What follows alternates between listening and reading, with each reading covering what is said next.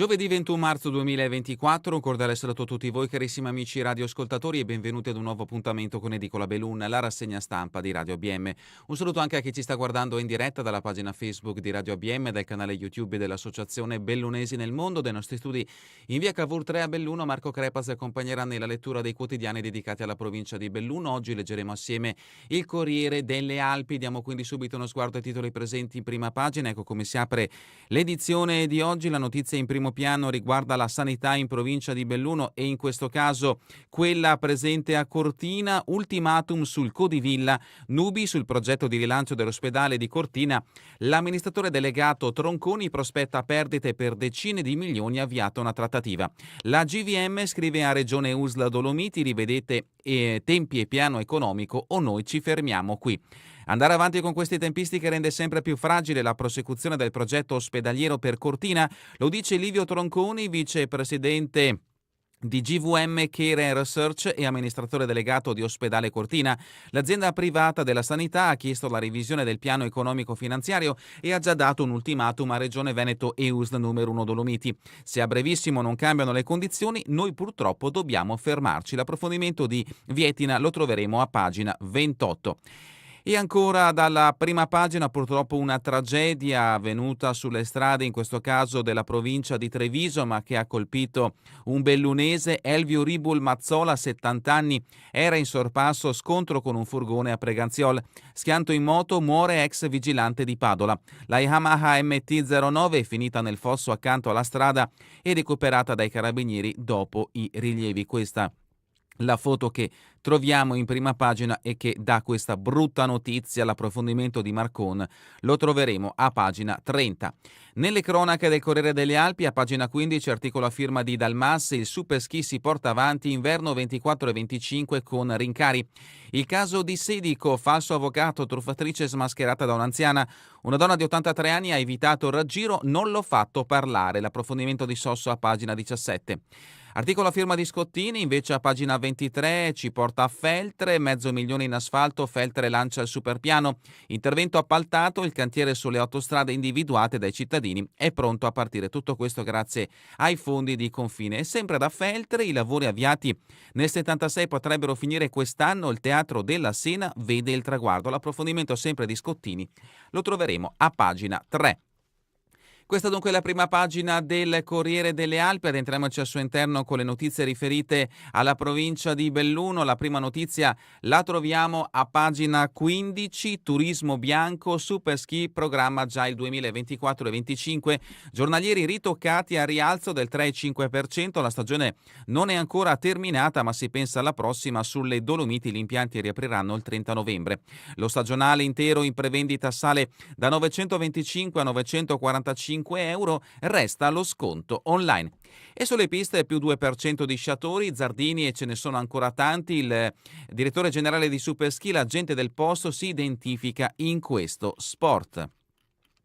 Continuiamo con pagina 17, il caso che ci porta che ci porta a Sedico, anziana smaschera la truffa, figlia e soldi sono al sicuro. Una donna di 83 anni ha ricevuto la classica telefonata ma ha evitato il raggiro, non ha fatto parlare molto una voce femminile costringendola a desistere. L'articolo a firma di Gigi Sosso.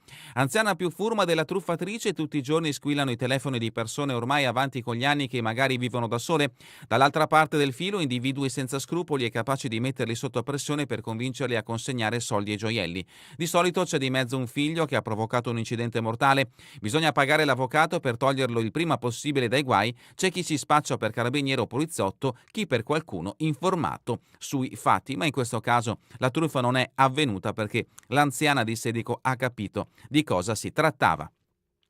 Dal capoluogo utilitaria contro motocicletta, un uomo finisce all'ospedale, l'incidente è avvenuto in via Feltre. E ancora il processo, missione di soccorso con il furgone aziendale, i colleghi dormivamo. Chi c'era dormiva, del resto gli operai che si occupano di pavimentazioni industriali cominciano presto il loro turno e fanno indubbiamente un lavoro pesante. Il collega Johnny Zuccolotto è a processo per omissione di soccorso perché alla guida del furgone Mercedes Sprinter aziendale avrebbe fatto un sorpasso così azzardato da far uscire di strada una Volkswagen Scirocco all'altezza di Vignole. Siamo a pagina 18, l'intitolazione a Levego, notizia sempre che riguarda il capoluogo in ricordo delle vittime di mafia. Ora c'è il piazzale Emanuela Loi. Agente per caso, la poliziotta fu uccisa nella strage costata la vita a Borsellino. Al Buzzati, ricordo in video della sorella nell'incontro con gli studenti bellunesi. Il questore Zerilli: non ci si tira indietro anche quando il costo può essere più alto. Vediamo in questo scatto il questore Zerilli e il prefetto Savastano con l'assessore Addamiano mentre appunto scoprono il nuovo piazzale dedicato a Emanuela Loi. Continuiamo con pagina 19, scuola, iscritti in calo, i genitori chiedono un'istruzione di qualità, i presidenti dei consigli d'istituto ricevuti a Palazzo Rosso insieme ai dirigenti scolastici. Dal comune attendiamo delle proposte di lavoro, notizia sempre che interessa il capoluogo bellunese. A pagina 21 un'altra notizia che ci fa rimanere nel capoluogo, Belluno, il futuro del Colle, si parla ovviamente del Nevegal, il sindaco dei Pellegrin: la regione resta disponibile a investire. Ieri il vertice con Nevegal 2021 e consorzio Tolomeo dopo la gara annullata. Massaro: ma senza impianti pubblici andranno persi 6 milioni su 10. Questa è la dichiarazione dell'ex sindaco di Belluno. L'annuncio: torna al Belluno Pride, appuntamento il 13 luglio e ancora continuiamo con le notizie che riguardano in questo caso Feltre, viabilità. Siamo a pagina 23, piano asfaltature per $500,000 investita l'annualità dei fondi di confine. Lavori appaltati, l'intervento concentrato su 8 strade, l'elenco è frutto di sopralluoghi e segnalazioni dei cittadini.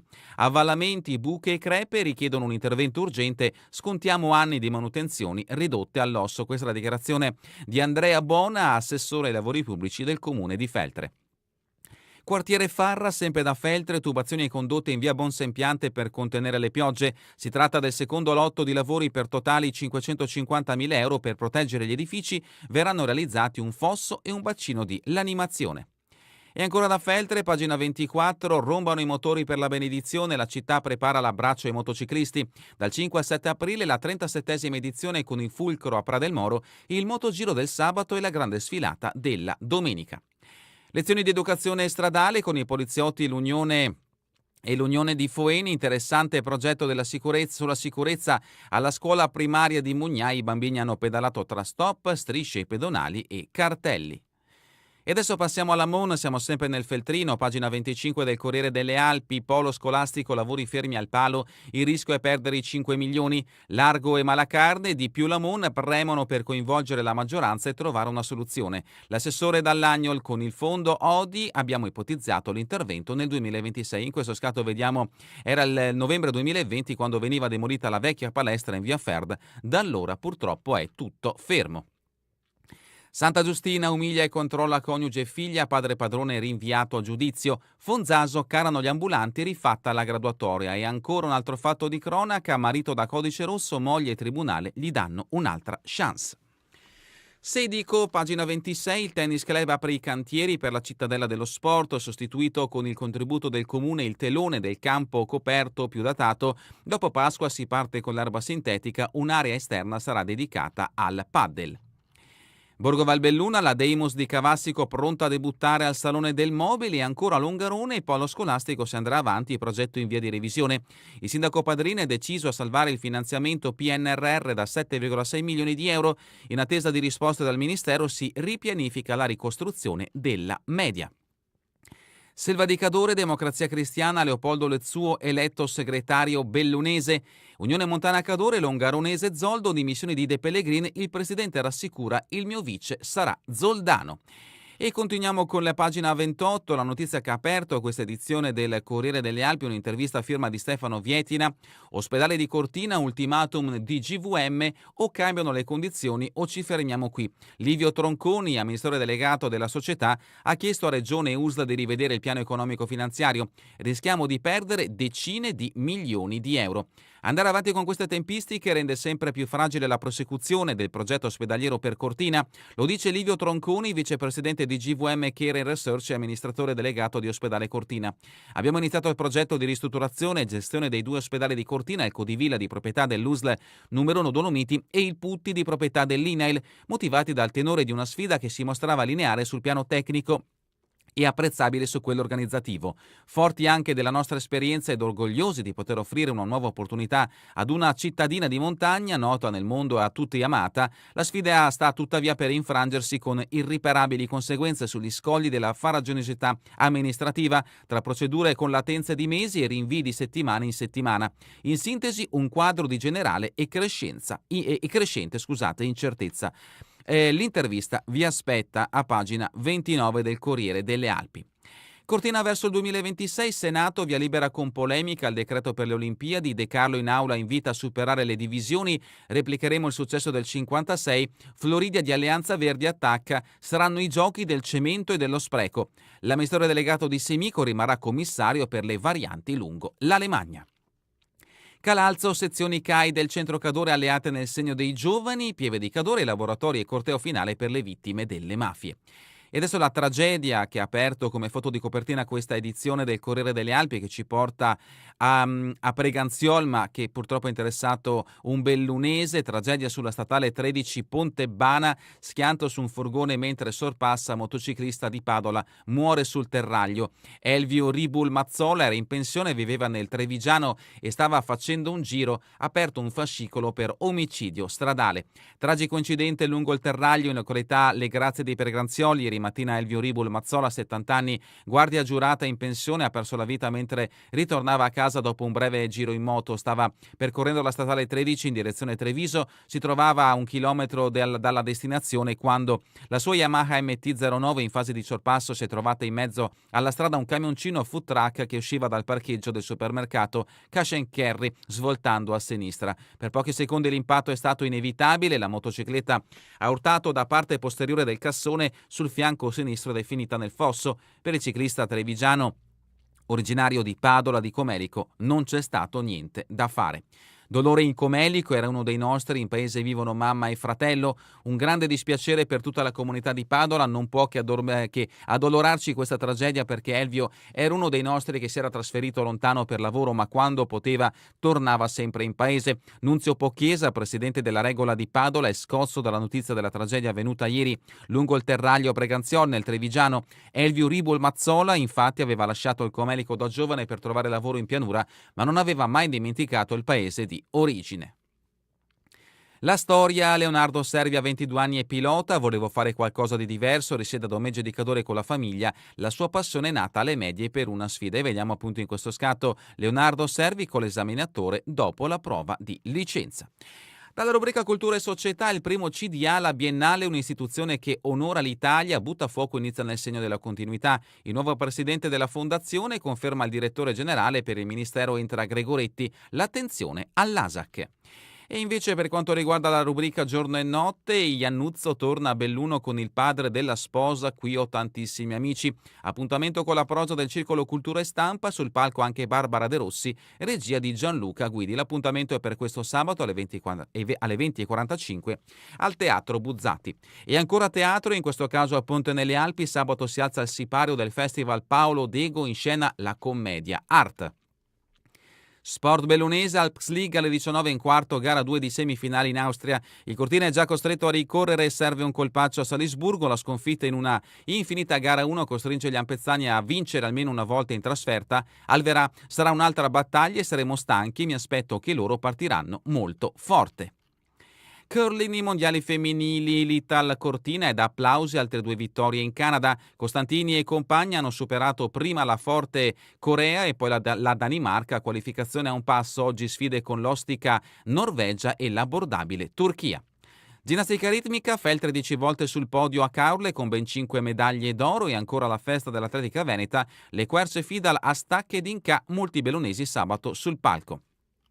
Pallamano, i playoff Serie A bronze, Belluno inizia l'avventura, l'obiettivo è la Serie A Silver. Pallavolo a 3, Belluno, Martinez rifarà il libero, se non salto non sento dolore.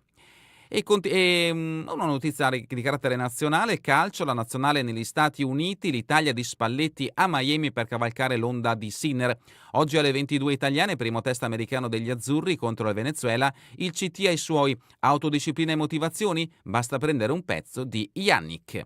E terminiamo con le previsioni del tempo in Veneto per la giornata di domani: cielo poco parzialmente nuvoloso, di notte nebbie da sparsa locali andando dalla costa alla pedemontana in dissolvimento in mattinata. È davvero tutto per questa edizione di Edicola Belluno e vi ricordo che torneremo in replica questa sera via streaming alle 20, domani mattina all'1 ora locale italiana. A voi tutti un buon proseguimento di giornata in compagnia come sempre di Radio ABM, la web radio dell'Associazione Bellunesi nel Mondo.